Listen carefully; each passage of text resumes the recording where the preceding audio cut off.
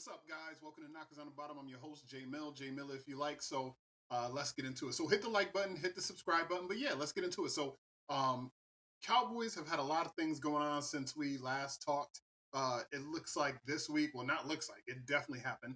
The Cowboys traded Osa Odigizua to the San Francisco 49ers for a third round pick, the 92nd pick specifically. So for those of us that have been studying the draft, and if you guys are here, I've covered some draft picks. I'm pretty sure you've looked at the stack with Brian Broaddus and those guys, or maybe the draft show on DallasCowboys.com.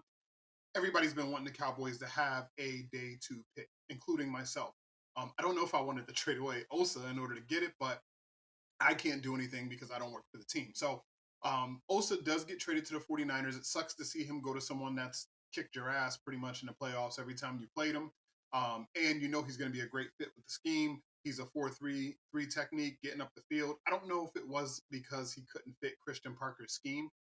It might have been more his desire. There's rumors going around that him and his agent were seeking a trade as soon as they found out the scheme switch was happening. So he might not have necessarily been happy with how the Cowboys intended to use him. So they move on. They get that. They save $4 million in cap space this year. They have a dead cap hit of $16 million this year. But the good news is, moving forward, there's no cap hit for Osa's contract. So you trade him to the 49ers, you get that third round pick, and then you don't have to worry about a cap hit moving forward after this year.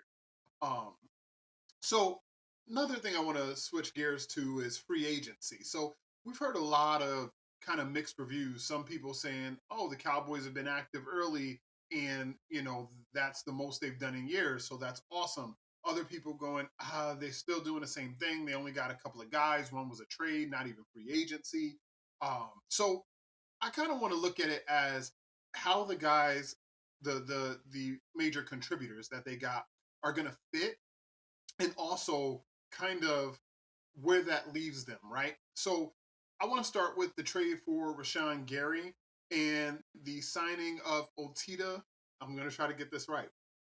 His name is Otito Ogbania. Okay, Otito Ogbania. And I think I got that pretty much right.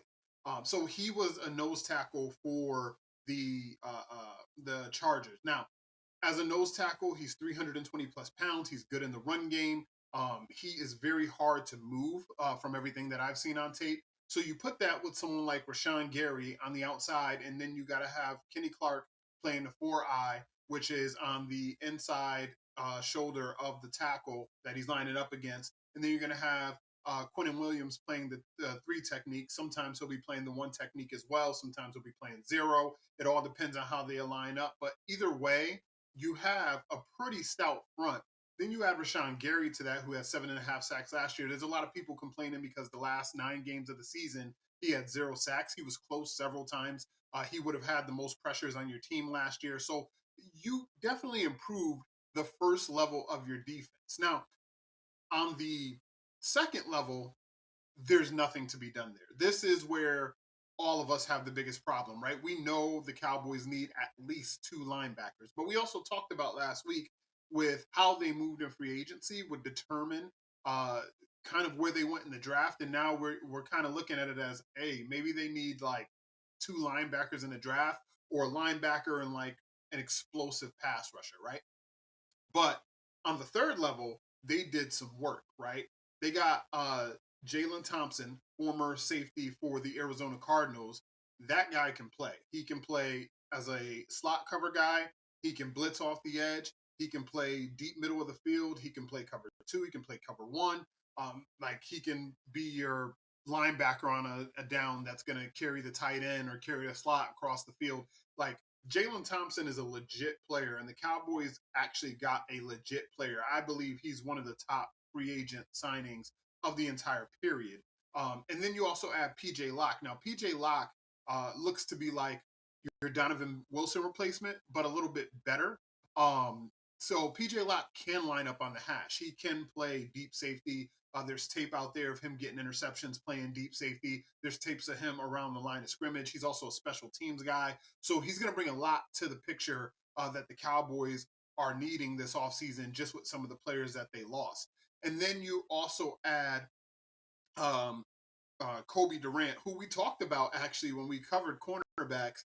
a few episodes back, if you go look back maybe about a month and a half ago, maybe 2 months ago, I actually covered Kobe Durant as one of the possible signings that the Cowboys might make in this offseason. And sure enough, they do. Now, Kobe Durant, if you combine his regular season with the playoffs, he actually had 6 interceptions. So the dude takes the ball away, which is something that the Cowboys need. He also isn't shy to come down and cover.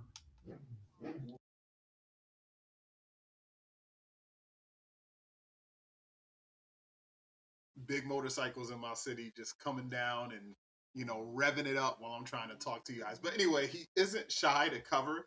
The guy will cover some ground. He'll hit.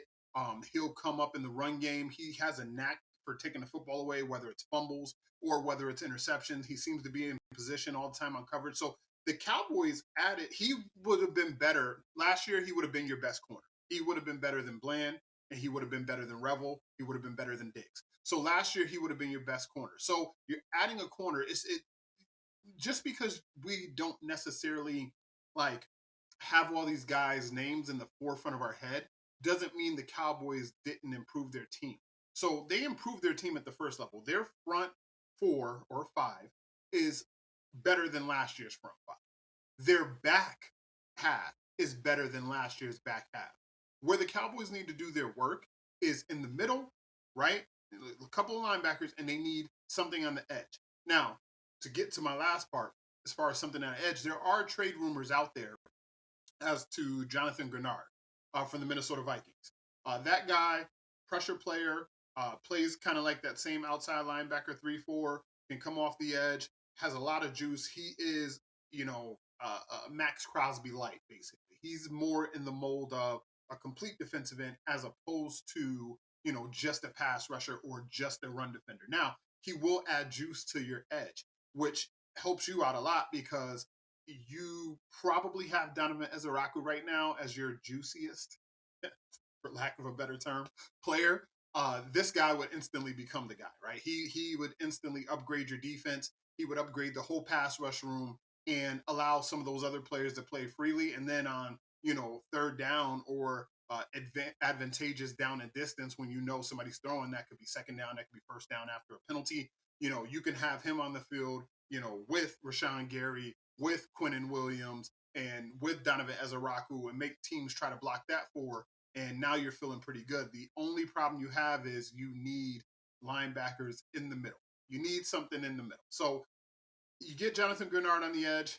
You get 2 linebackers in the middle, or the second scenario is you draft a young edge and you draft a couple linebackers in the draft, and now you're cooking, but you're relying on young players to be great right away if you're going to make the leap as a defense this year.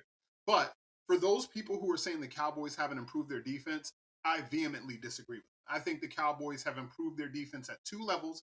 They're still weak at another level, but there's still time, right? We're only the first week into everything. There's still guys out there. And I encourage you, go watch tape on PJ Locke. Go watch tape on Rashawn Gary. Go watch tape on Caleb Durant that played with the Rams last year. Go watch these guys. Go watch Jalen Thompson. Go take a look at these guys. Don't take my word for it, and you'll see what I mean. Like, these guys can play, and if they're fitting into the mold of what Christian Parker is looking for, which is smart defensive players, right? Not only can these guys play athletically, but Christian Parker is looking for guys who can pick up the scheme, who can make adjustments on the fly. If you're having 2 interchangeable safeties, now you can make things look multiple. When you're playing against other teams, you can line up in the same formation, as far as you can have the same personnel on the field, but you can drop into different coverages if you know that PJ Locke can play smart and pick it up, and Jalen Thompson can pick it up, and Caleb Durant can pick it up. And then, hopefully you have Revel taking a year or two leap. You have Bland taking a year or two leap. Maybe you add a corner in the draft. Who knows? Maybe you add an Avion Terrell to make you even more versatile. Maybe you add a Mansour Delane. Maybe instead of that, you add a third safety, right? You go get Dylan Thieneman, or Caleb Downs slips to you. And now, you have 3 very versatile safeties, and now your defense looks a lot better. A safety and a pass rusher would do a lot. He still would leave you with those middle linebacker holes, but maybe you can plug them up with people like Shamar James, people like DeMarvion Overshown, and, maybe XYZ bum off the street. I don't mean to call him a bum. You know what I mean. This time, if you're drafting and you're getting to, June, July, and you still have that hole and you're adding someone, you're not expecting them to be a superstar. You're going to expect that person to be serviceable. You're probably going to be adding someone that's older, someone that doesn't necessarily have a lot of time left in the league, or someone that doesn't feel like going to training camp. You're going to add someone like that later on. So hopefully the Cowboys get something in the draft, or hopefully they plug a few more holes here in the next couple of days, and then it'll allow them to draft pure, and we can go from there. But that's all I got for you guys. Thank you so much for tuning in. Hit me up at knockersonthebottom at outlook.com, knockersonthebottom at gmail.com. Any comments, any questions you have, you can leave them below. Hit the like button, hit the subscribe button. Love you guys. Thank you so much for tuning in. Until next time, I'm your host, J Mill if you like. This has been Knockers on the Bottom. Peace.